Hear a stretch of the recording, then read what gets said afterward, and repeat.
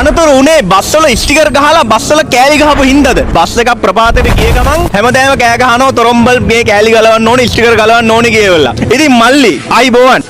ඉතින් නම ගියමු අපිට. මේ ඉන්නේ අනුර ඇඩ්වර්ටයිසින් එකේ අයිතිකාර මහත්මයා. මේ ඇයි ඕගොල්ලෝ බස්වල ස්ටිකර් ගහලා කෑලිත් හයි කරලා මේ මොකද්ද මේ කරන්නේ? ජීවිත නැති වෙන්න ඕගොල්ලෝ වග කියන්න ඕනේ නේද? මේව කමෙන්ට් තියෙනවා මමත් කියනවා මමත් විරුද්ධයි. මේ හරි භාෂාවෙන් කියන බස් කනවලු ඕගොල්ලෝ. මොකද්ද කියන්න තියෙන්නේ? ගොඩක් කට්ටිය පර්සනලිත් අපිට බැනලා දෙනවා උඹලා කාලා ගන්නේ මේ කියලා. ගොඩක් කියන්නේ මං හිතන්නේ අපිත් එක මාර තරහින් මිනිස්සු ඉඳලා තියෙනවා යම් පිරිසක්. හොඳයි ඇත්තටම අපි හොයාගෙන ආපු එකත් ඇත්තටම කියන්න තියෙන්නේ මේක ඇවිල්ලා බස් මොඩිෆිකේෂන් එක නිසා වෙන දෙයක් කියන්න බෑ. හොඳම උදාහරණය මං ගන්න මීට මාස 3කට කලින් ගැරන්ටි ඇල්ලේ මේ විදිහම අනතුරක් වුණා. ළඟම බස් රථයක් ප්‍රපාතකින් පල්ලෙහාට ගියා. ඉතින් එතනදී ජීවිත ගාණක් නැති වුණා. එතනදී මොඩිෆිකේෂන් ප්‍රශ්නයක් තිබෙත් නෑ. ඒක රාජ්‍ය පරිපාලනකින් වෙන දෙයක් වෙලත් ඒ වගේ අතපසුවීම් වෙලා තිබ්බා. හැබැයි මේ ප්‍රයිවට් බස් එකක් මේ විදිහට ගියා ගමන් තමයි මේ ආපහු මේ විදිහට මේ ප්‍රශ්නේ උඩට ආවේ. ඉතින් මට කියන්න තියෙන්නේ ඇත්ත වශයෙන්ම මේ වෘත්තිය අපි ජීවිත නැති කරන්න කියලා හිතාගෙන කරන දෙයක් නෙමෙයි. දැන් ගොඩක් අය බයින්නේ අපි ජීවිත නැති කරන්න කරනවා කියලානේ. ඇත්ත වශයෙන්ම ලේලන් බස් එකත් එක්ක තරහ මිනිස්සු පිරිසක් ඉන්නවා. පොඩි කාලේ ඉඳලා අපි ඔයා ඇතුළු හැමෝම අපි දැකලා තියෙන්නේ ওই ලොකු බස් වලට වැඩිය ලේලන් බස්. ඒකට හේතුව මම මේ කියන්නේ ලේලන් බස් තමයි ලෝකේ තියෙන හොඳම එක කියලා නෙමෙයි. හැබැයි ලංකාව දියුණු වෙන රටක්. ඒතර මේ රටේ තියෙන සමහර පාරවල වල ওই ලොකු බැලූන් තියෙන බසස් යන්න බෑ. එයා සස්පෙන්ෂන් ඒවා කැඩෙනවා. ලොකු මේන්ටෙනන්ස් කොස්ට් වැඩි. ඉතින් ලංකාවට උචිත හැම වතින්ම හරියන වාහනේ විතර දැනට තියෙන්නේ ලේලන් බස් එක. දැන් පරණ බස් හදලා අපි ලඩි පාරට දානවා කියලාත් කියලා තියෙනවා. මං හිතනවා ගියොත් අර බස් එක බලන්න පුළුවන්. ඒ බස් එක කොහොමද අපි කරන්න කියලා. අපි යන්කෝ එන්නකෝ බලන්න. මේ බස් එක අපෙන්ම අවුරුදු 12කට කලින් ස්ටිකර් කරපු බ්‍රෑන්ඩ් නිව් බස් එකක්. මේ බස් එක දුවන්නේ ඔය හපුතලේ වගේ ඇත්තටම කැඩිච්ච පාරවල් තියෙන ප්‍රදේශයක දුවන බස් එකක්. ඉතින් මේ බස් එක අවුරුදු 10 12 දුරනකොට මේව ඇත්තට නඩත්තු කටයුතු වෙනවා. මේ කස්ටමර් අපි ගාවට ගෙනත් දාලා තියෙන්නේ සම්පූර්ණ ඉන්දියාවෙන් ආව බොඩිය සම්පූර්ණව අපි ලෙහලා ගලවලා මේ අලුතෙන්ම තහඩු ගහලා තියෙන්නේ ඉන්දියාවෙන් එන ගේජ් එකට වැඩිය ඝනකම ගේජ් එකක් දාලා මේ වීදුරු ෆ්‍රේම් වලට පේන දේ දිරලා තියෙනවා.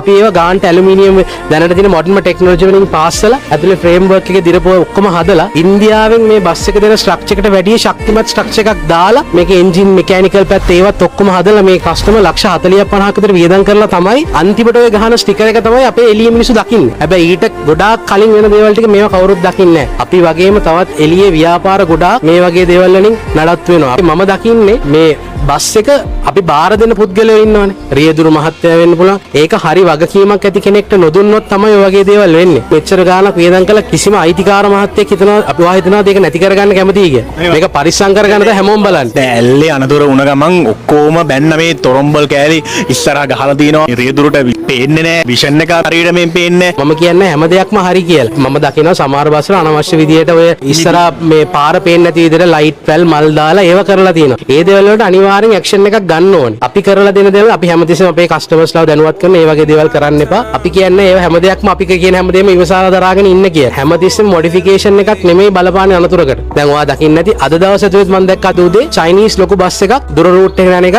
දාපිටක් ගලවගෙන ගිහිල්ලා තියෙනවා. ඉතින් මේ මොඩිෆිකේෂන් තිබිලා නෙමෙයි නිකන් නම විතරයි ඒකේ ගහලා තියෙන්නේ. මම කියන්නේ නැහැ මේ ඔක්කොම වැරදි කියලා. හැබැයි රජයෙන් කරන්න ඕනේ තහනම නෙමෙයි. දැන් මම ඕකට හොඳම උදාහරණේ අපේ ගෙදර අයින පොල් ගහක් තියෙනවා කියන්නේ. ඒ පොල් ගහේ ගෙඩි වැටුනොත් මගේ වහලේ කඩම් වැටෙනවා. ඒතර අපි කවදාවත් පොල් ගහ කපනවද? අපි කරන්නේ පොල් ටික වෙලාවට කඩන එක.